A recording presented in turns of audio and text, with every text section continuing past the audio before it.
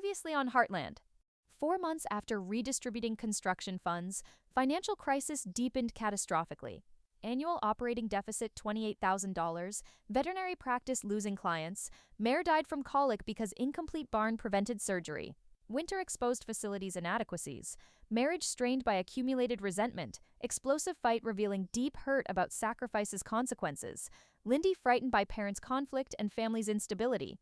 Community recovered successfully and moved on. Henderson's hosting parties, Chen family in new house, Rodriguez family rebuilt.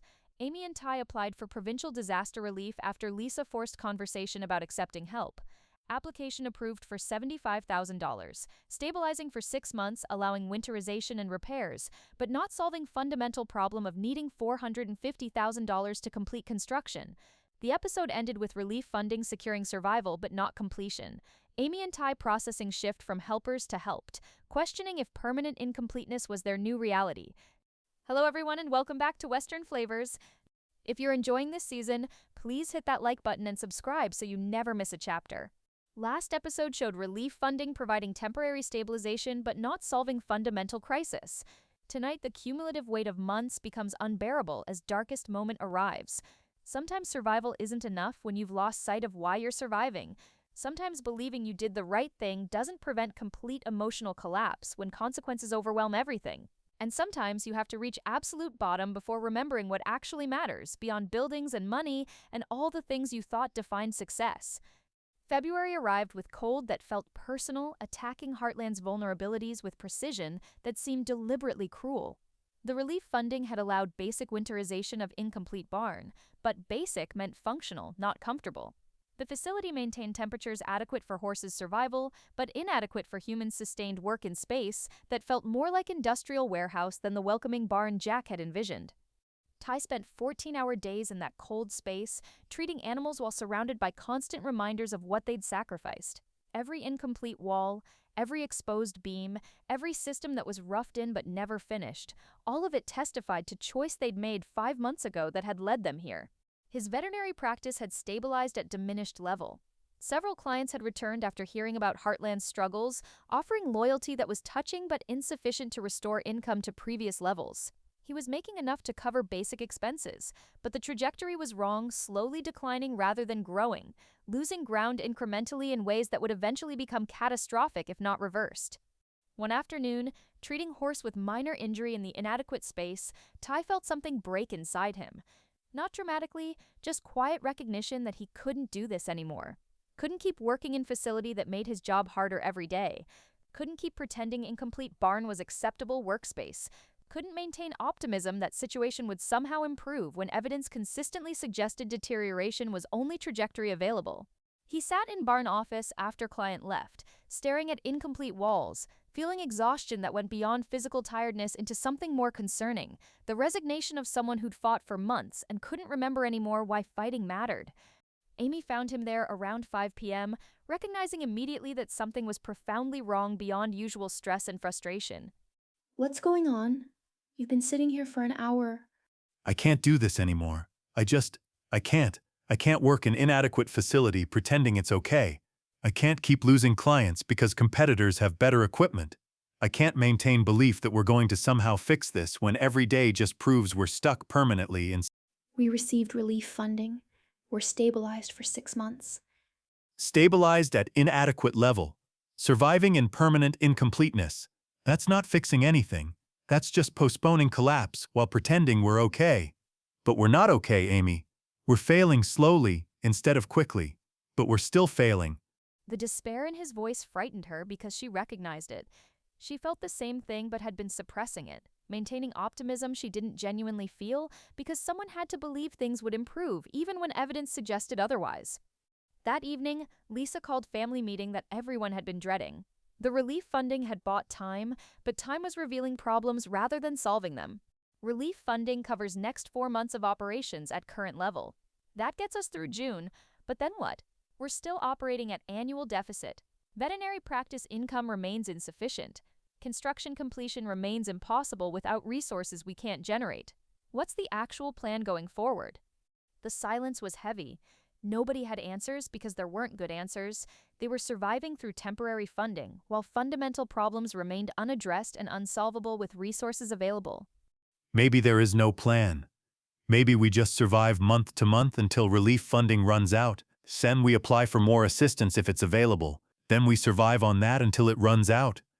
Maybe permanent inadequacy is just our reality now. That's not sustainable. You can't build life on perpetual crisis management. You need actual stability, actual path forward, actual plan that leads somewhere beyond just surviving until next crisis. We don't have plan. We gave away our resources to help community. Community recovered and moved on. We're stuck in consequences. What plan addresses that reality? That's what we need to figure out, because current trajectory leads to losing Heartland entirely within 2 years maximum. Relief funding delays but doesn't prevent eventual insolvency.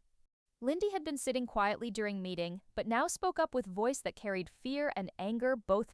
Why did you give away all our money if it was going to make us poor? Why did you help people who don't even care about us anymore? Why do we have to be the ones who sacrifice everything while everyone else gets to be happy? Her questions revealed she'd been processing family's situation with understanding that was more sophisticated than they'd realized. She wasn't just experiencing instability. She was analyzing its causes and questioning her parents' choices that had led to ongoing struggle. We helped because it was the right thing to do. Because that's what Grandpa Jack would do. But Grandpa Jack isn't here. You are. And you're making choices that hurt us and saying it's what Grandpa would want. But maybe he'd actually want you to take care of your own family instead of destroying us to help people who don't care anymore. She ran from room crying, leaving adults to process accusation that stung because it contained uncomfortable truth. They had chosen community over their own family's stability. They had prioritized abstract values over concrete well-being of their daughter. And now Lindy was suffering consequences of their choices, living with instability, witnessing parents' stressed marriage, processing fears about losing home while parents insisted their sacrifice was noble and right. After meeting ended, Amy and Ty sat in uncomfortable silence processing their daughter's words. She's right, you know. We sacrificed our family's stability for community that's moved on. We made choice based on what Jack would do. But Jack's dead and Lindy's alive and suffering because we chose strangers' recovery over her security. You're saying we made wrong choice? That we shouldn't have helped community? I'm saying I don't know anymore. 5 months ago, I believed we were doing right thing. Today, I'm watching our daughter suffer, our marriage deteriorate, our facility crumble, and I can't remember why any of that suffering is justified by helping people who've already forgotten our sacrifice. 3 days later, Amy had her own moment of complete emotional collapse.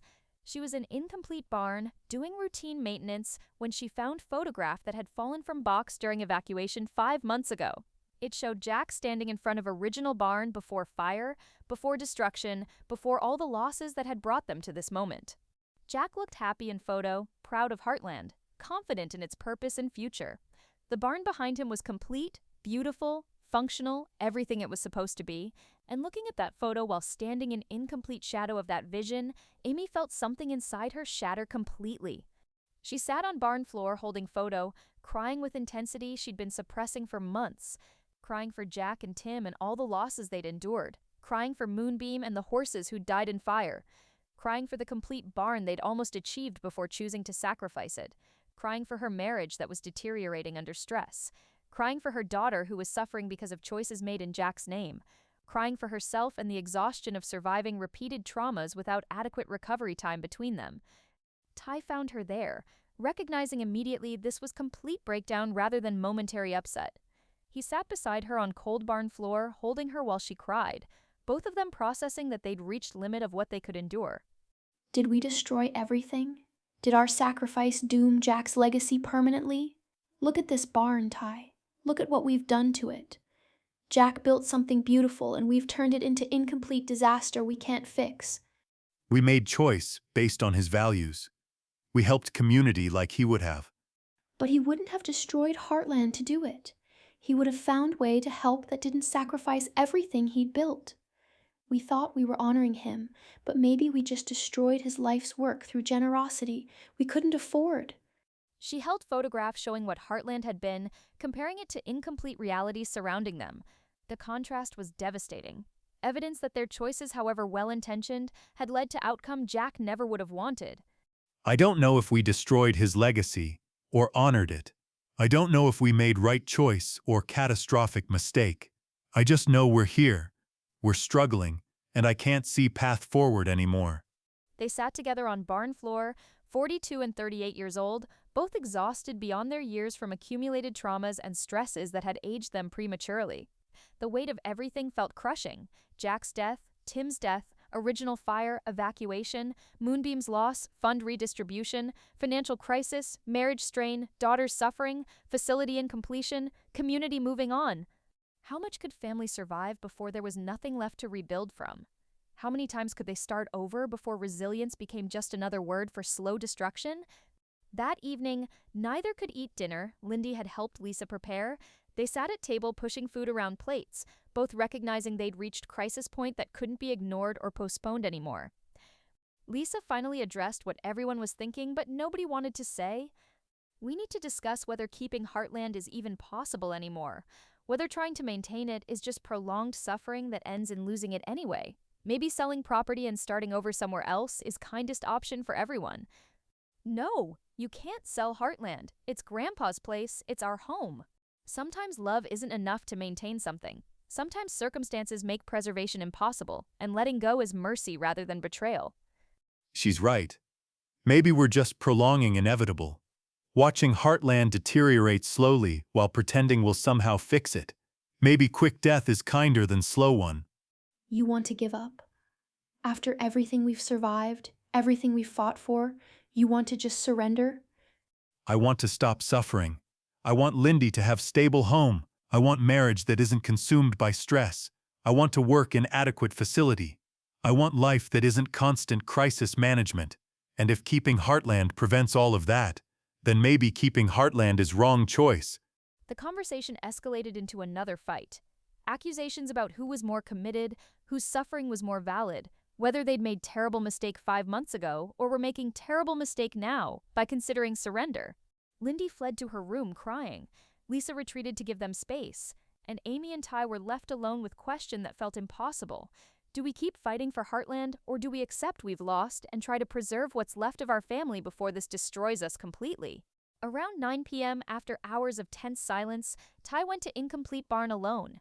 He needed space to process, needed to make decision about whether to keep fighting or accept defeat. He sat in Barn office, Jack's old office, surrounded by incompleteness that testified to choices they'd made and couldn't undo. He found himself looking at Jack's old desk that had survived both fires. The wood was scarred but solid, marked by decades of use.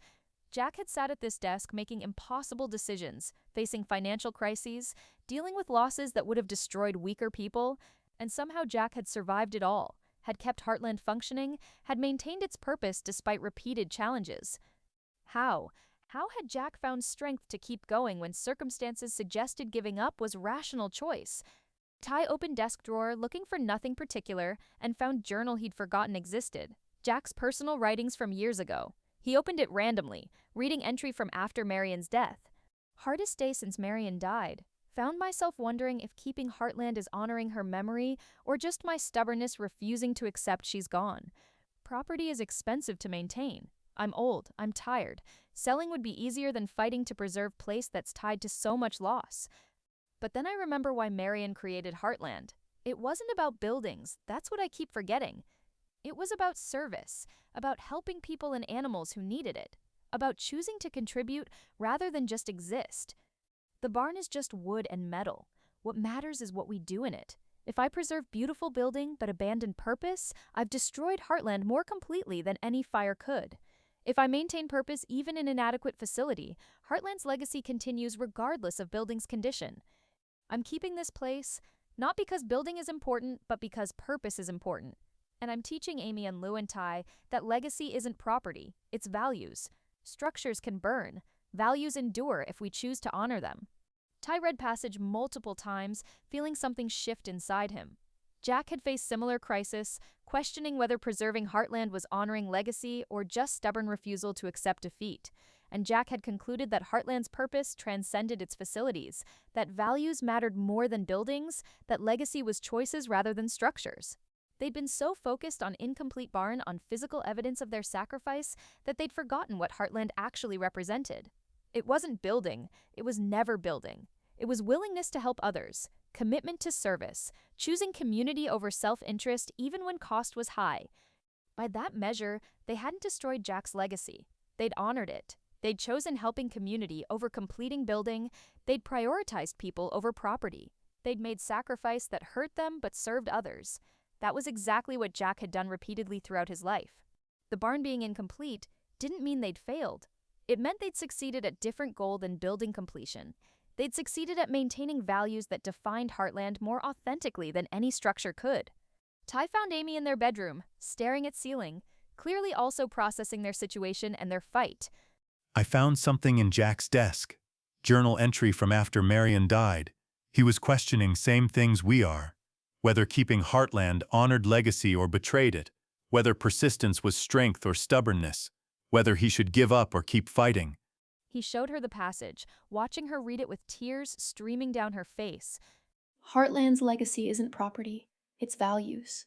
We forgot that. We've been measuring success by building completion when Jack measured it by service and helping others. We haven't destroyed his legacy. We've honored it. We chose community over construction. We helped 78 families stay in Hudson instead of scattering. We enabled recovery that preserved community fabric. The barn being incomplete doesn't negate that, it proves it. We sacrificed building to serve people. That's exactly what Jack did repeatedly. But we're suffering. Our marriage is suffering. Lindy's suffering. Are values worth that cost? I don't know, but I know Jack suffered too.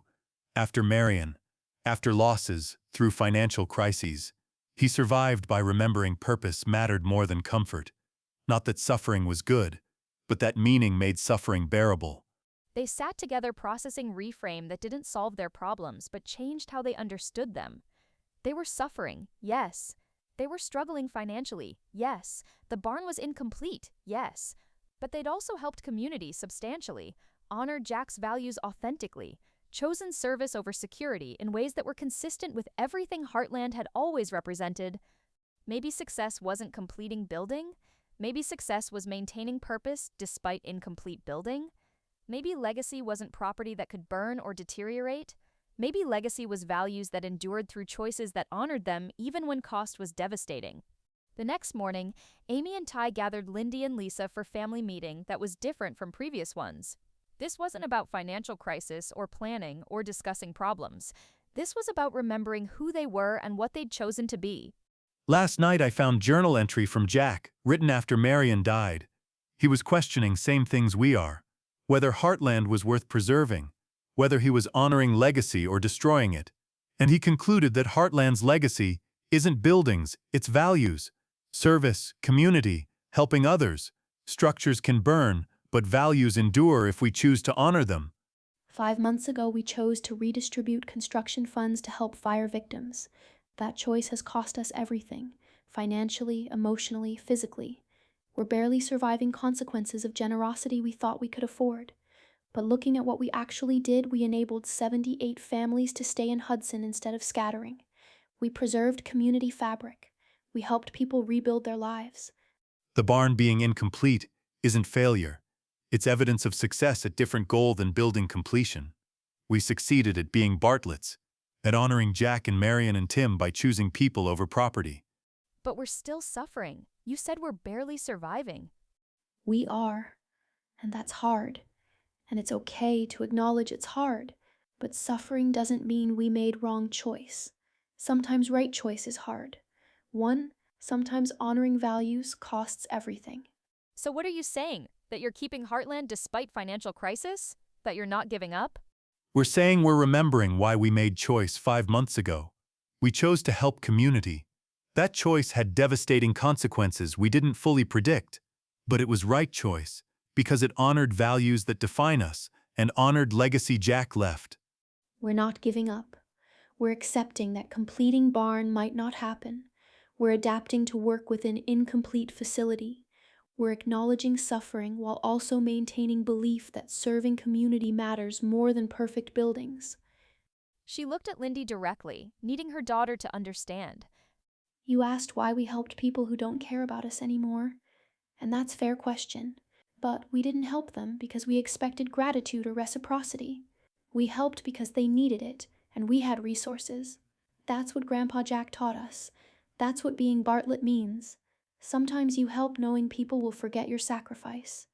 You help anyway because service is purpose, not gratitude. But what about us? What about our family suffering? That's legitimate concern, and we're going to work on that. We're going to find ways to reduce your stress, to stabilize our marriage, to create more security. But we're not giving up on Heartland or on values it represents. We're remembering that success isn't building, it's purpose. The conversation didn't solve their financial crisis, didn't complete construction, didn't eliminate suffering, but it did something more important. It reminded them why they were suffering, what they'd chosen to preserve, who they'd decided to be. That afternoon, Amy walked to the incomplete barn alone. She stood where Jack's photograph showed him standing in front of completed original barn. The structure surrounding her was incomplete shadow of that vision, 70% finished, weathered by exposure, marked by compromises necessitated by financial limitations. But horses were housed there adequately. Veterinary work was happening there despite facilities' inadequacies. Community members brought animals there for care. Purpose was being served even though building was imperfect. Maybe that was enough. Maybe serving purpose in inadequate facility was more authentic success than completing beautiful building at expense of abandoning community during crisis. She heard footsteps and turned to find Ty joining her. I've been thinking about what we do going forward. Not long-term plan, we don't have that, and pretending we do is dishonest. But immediate next steps that honor what we've learned. What are you thinking? Ty, we accept incomplete barn as current reality. We adapt operations to work within its limitations. We stop measuring success by building completion and start measuring by service we provide. We maintain values while surviving in permanent inadequacy. And if we never complete it, if 70% is permanent, Then 70% becomes Heartland's reality. And we serve community from incomplete facility because purpose matters more than perfection. Jack maintained Heartland through decades of financial struggles, compromises, inadequate resources. We're following his example. Persistence despite limitations, service despite imperfection. They stood together in barn that wasn't what they'd hoped but was what they had. The structure testified to sacrifice and struggle, both monument to values that had cost them everything and to resilience that kept them functioning despite consequences that might have destroyed others. will we survive this?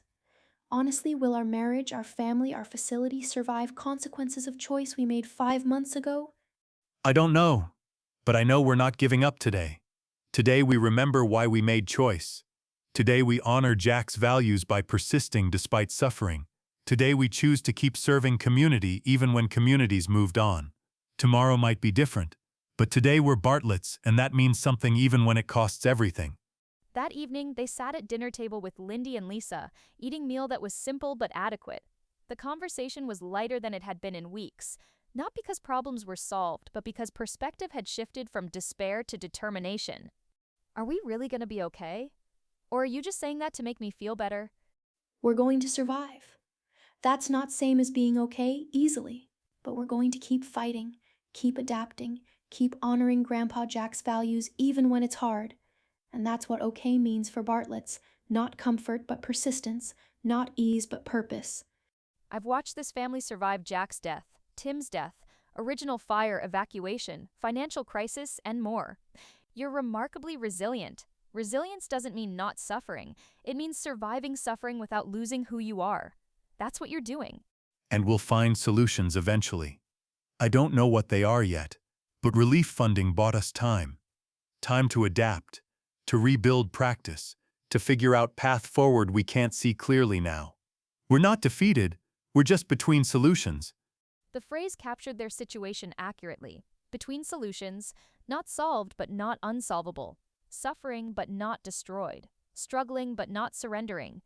After dinner, Amy found herself drawn to incomplete barn one more time. The stars were visible through gaps in roof that had never been fully sealed. Cold air seeped through walls that lacked complete insulation. Systems hummed imperfectly, maintaining adequate function without achieving designed efficiency. The structure was compromise, not what they'd planned, not what Jack had envisioned, not what they'd worked toward for 8 months before choosing sacrifice, but it was serving purpose. Horses were healthy, community was helped, values were honored. Maybe that was enough. Maybe legacy wasn't perfect buildings. Maybe legacy was imperfect service that persisted despite limitations. Maybe Heartland's purpose had always been choosing difficult right over easy wrong, service over security, community over comfort. Ty joined her under incomplete roof, both looking up at stars visible because building wasn't finished. You know what's interesting? If barn were complete, we couldn't see stars through roof. Incompleteness has created something we never would have planned. Perspective on bigger picture. Reminder that our struggles are small part of larger story. That's optimistic interpretation of major structural inadequacy. Maybe. Or maybe it's recognizing that perfect isn't only form of valuable. Incomplete can serve purpose. Imperfect can honor legacy. Inadequate can still matter. They stood together in barn that was monument to their sacrifice and their survival, both. 5 months of consequences had taught them that doing right thing doesn't guarantee good outcomes, that generosity sometimes destroys rather than blesses, that values cost more than anyone wants to pay. But 5 months had also proven they could survive costs they'd thought would destroy them. They could endure suffering without losing purpose. They could persist through consequences while maintaining conviction that choice had been right even when results were devastating. The barn wasn't complete, might never be complete. And somehow, standing under stars visible through incomplete roof, that felt less like failure and more like different kind of success. Testimony to choosing service over perfection, people over property, values over comfort. Tomorrow they'd keep struggling. Tomorrow they'd face same financial pressures and facility limitations and accumulated stress. But tomorrow they'd face them as Bartlett's family who'd chosen difficult right, survived its costs, and remembered that legacy wasn't buildings, but choices that honored values more important than any structure. The darkest moment had passed. Not because situation had improved, it hadn't, but because they'd remembered who they were and why they'd made choices that had brought them here. That memory didn't solve problems, but it provided something more valuable. Meaning that made suffering bearable and purpose that justified persistence even when outcomes remained uncertain. They'd find a way forward. They always did. Not because they were special, but because giving up wasn't Bartlett's option. Jack had taught them that through example. Marion had modeled it through service. Tim had demonstrated it through transformation. And now Amy and Ty were proving it through surviving consequences of honoring legacy that transcended property and endured through choices rather than structures. The incomplete barn stood silent, weathered, imperfect. But it stood, and so did they. That was enough for tonight. Tomorrow would require more. But tonight, standing together under stars, remembering values that defined them, tonight that was enough. The episode ends with darkest moment transforming into renewed purpose as Amy and Ty remember why they made sacrifice 5 months ago. Jack's journal entry revealing he faced similar crisis and concluded Heartland's legacy was values, not buildings. Their realization, incomplete barn isn't failure, it's evidence of success at different goal than completion.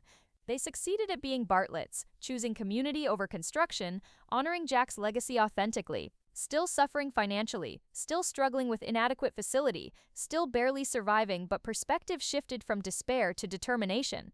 Not giving up because giving up isn't Bartlett's option. Accepting incomplete barn as possibly permanent reality while choosing to serve community from inadequate facility because purpose matters more than perfection. Marriage stabilizing through shared understanding. Lindy processing that suffering doesn't mean wrong choice. Lisa observing resilience isn't avoiding suffering, but surviving it without losing identity. Standing in incomplete barn under stars visible through unfinished roof, recognizing that imperfect can honor legacy, inadequate can still matter. They'll find way forward eventually. For tonight, remembering who they are is enough.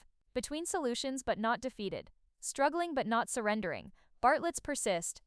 Next time on Heartland, hope begins emerging as unexpected sources offer small solutions to immediate problems. Old client returns with business proposal that could increase practice income. Neighbor suggests resource sharing arrangement. Ashley mentions connection who might provide low-cost materials. Nothing dramatic, but collection of small possibilities that suggest path forward might exist even if they can't see it clearly yet. Amy and Ty adapting operations to work with an incomplete facility, choosing to see it as adequate rather than inadequate, functional rather than failing. Marriage healing through shared purpose rather than shared comfort. And set up for episode 131. Lou calling with news she's coming home, bringing everyone, and she has plan. Family is coming to save Heartland. Help arriving when needed most.